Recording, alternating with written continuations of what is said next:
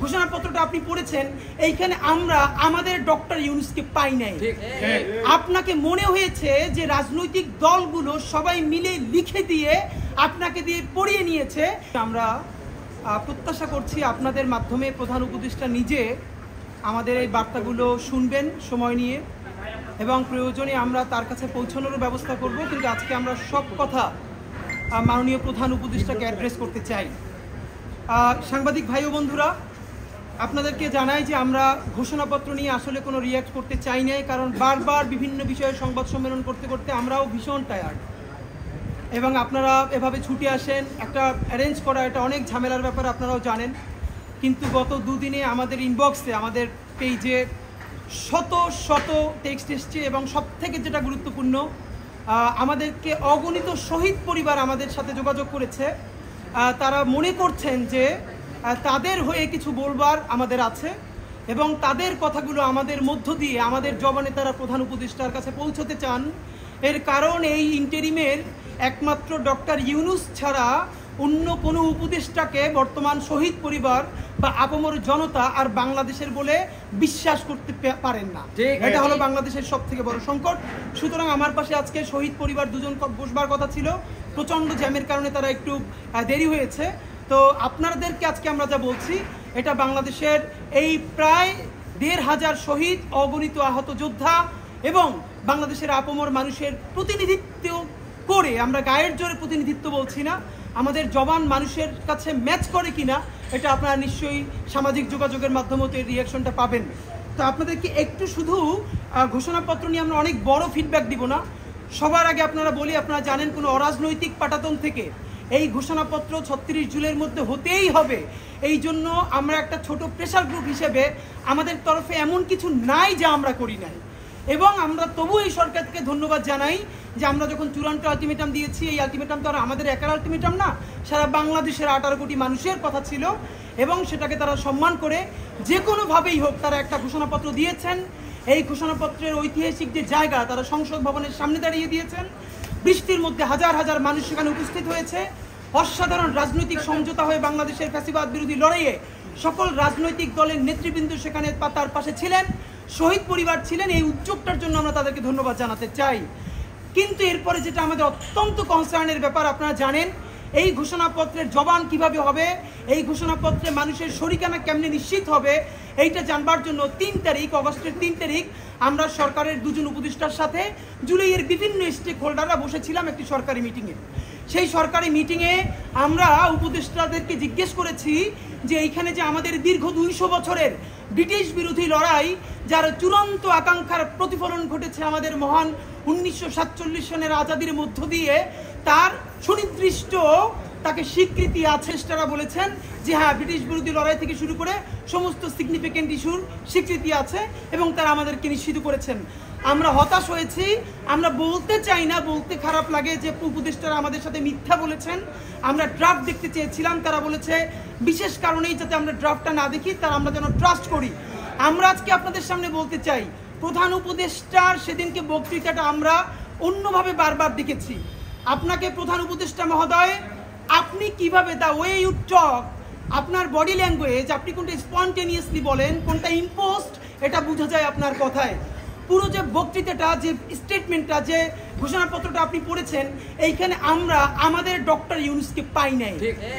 আপনাকে মনে হয়েছে যে রাজনৈতিক দলগুলো সবাই মিলে লিখে দিয়ে আপনাকে দিয়ে পড়িয়ে নিয়েছে, কারণ আপনার যে স্পন্টেনিয়াস রিডিং, আপনি যেভাবে কথা বলেন, যেই আর্টিফিশিয়াল কোনো আর্টিকুলেশন ছাড়া কথা বলেন, আমরা সেটা পাই নাই। আমাদের মনে হয়েছে যে আপনি পড়ে শেষ করতে পারলেই বাঁচেন।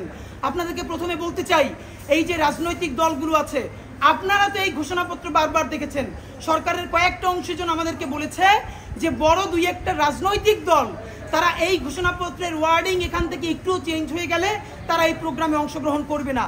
তাহলে সেই রাজনৈতিক দল বিএনপি, জামাত ইসলামী, এনসিপি, সবাইকে প্রশ্ন করছি, আপনারা সবাই মিলেই কি ১৯৪৭ সালকে খারিজ করে দিয়েছেন?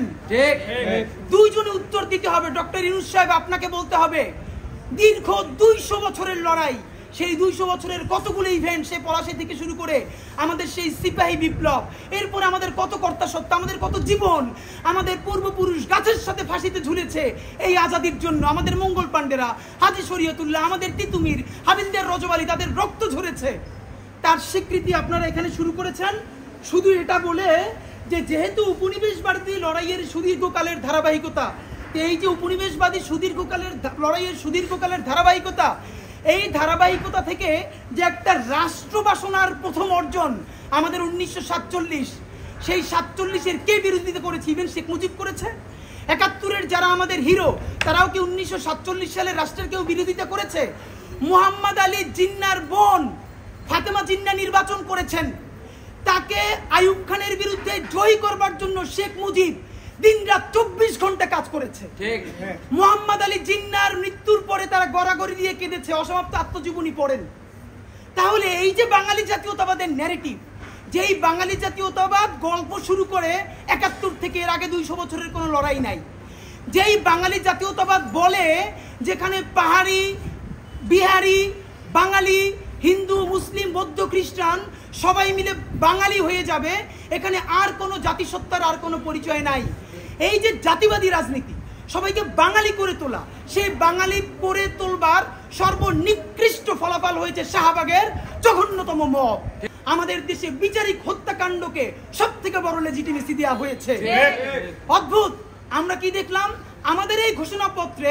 সেই যে বাঙালি জাতীয়তাবাদের বয়ান, তারই মনে হয় যেন একটা কন্টিনিউয়েশন করা হয়েছে, তার ধারাবাহিকতা রক্ষা করা হয়েছে। তাহলে এই বাঙালি জাতীয়তাবাদের বয়ান, যেই বয়ান মানুষকে জুডিশিয়াল কিলিং করতে পারে, গুম করতে পারে, খুন করতে পারে, হত্যা করতে পারে, এবং বিরোধী দলে ভোট দেওয়ার ফলে ধর্ষণ করলে তার পক্ষে আবার ন্যারেটিভ তৈরি করতে পারে, সেই বাঙালি জাতীয়তাবাদের বয়ানের জন্য তো হাজারো মানুষ জীবন দেয় নাই। ডক্টর ইউনূস সাহেব, আপনাকে স্পষ্ট বলতে হবে, এইটা কি আপনি লিখেছেন? এইটা লেখার কথা আসিফ নজরুল সাহেবের, উনি আইন উপদেষ্টা। তাহলে আইন উপদেষ্টাকে বলতে চাই, আপনি যে ড্রাফট করেছেন প্রত্যেকটা রাজনৈতিক দলের কাছে পাঠিয়েছেন, জামাত ইসলামী, আপনারা কেন এখনো বলছেন না আপনারা এখানে 47 নিয়ে কথা বলেছেন কি বলেন নাই? বিএনপি যদি বলে যে তারা 47-এর বিপক্ষে অবস্থান নিয়েছে, ঠিক আছে, আমরাও তাহলে বিএনপির বিপক্ষে রাস্তায় অবস্থান নিব এবং সেটা সামনের নির্বাচনে অবস্থান নিব। 47-এর ধারাবাহিকতা হলো 1971, সেই 1971-এর চূড়ান্ত ধারাবাহিকতা আমাদের 2024। 47, 71, 24-কে একটার বিপরীতে আর একটা বারবার দাঁড় করানোর চেষ্টা হয়েছে। প্রত্যেকটা বাংলাদেশ বিরোধী ষড়যন্ত্র, এই প্রত্যেকটা আমাদের জান গেছে, জীবন গেছে, জবান গেছে, আমরা প্রত্যেকটাকে সমানভাবে ধারণ করি বন্ধুরা। সুতরাং আপনাদেরকে দ্বিতীয়ভাবে বলি, বাঙালি জাতীয়তাবাদের যে সূচনা বিন্দু, সেইখান থেকে এই ঘোষণাপত্র শুরু হয়েছে, এটা আমাদের জন্য লজ্জার। দ্বিতীয় কথা, 1975 সনে যে 7ই নভেম্বর ঐতিহাসিক সিপাহী জনতার যে বিপ্লব, এটা এখানে উল্লেখ আছে, অসাধারণ, আমরা এটাকে অ্যাপ্রিসিয়েট করি। 1990 সালে যে অভ্যুত্থান হয়েছে সেইটাও আছে, কিন্তু 1990-এর পরে এই ঐতিহাসিক যে অভ্যুত্থানটা হলো, এরপরে সকল রাজনৈতিক দলগুলো মিলে যে একটা সমঝোতা করেছিল, 91-এর পরেই সেই সমস্ত রাজনৈতিক দলগুলো সেই সমঝোতা যে ভেঙে ফেলেছিল, রাজনৈতিক দলগুলো যে বিশ্বাসঘাতকতা করেছিল, তার কোনো প্রতিধ্বনি কেন ঘোষণাপত্রের মধ্যে নাই? আমাদেরকে বলেন। আমরা এই জুলাই আমাদেরকে রাজনৈতিক দল অসাধারণ স্টেক, বিরাট শরিকেনা, কিন্তু রাজনৈতিক দল যদি এই অভ্যুত্থান একা করতে পারত, তাহলে জামাতে ইসলামীর 6 জন প্রধান নেতৃবৃন্দকে ফাঁসি দেওয়া যাইতো না, ওই সময় তারা ফালাই দিতে পারত হাসিনাকে। বেগম জিয়াকে জেলে যাওয়া লাগতো না, হাত বাঁকা হয়ে ফেলা লাগতো না, তখনই বিএনপি ফালাই দিতে পারত। এর মানে সকল রাজনৈতিক দল এবং রাজনৈতিক শক্তি সবাই মিলেই তো এটা করেছে।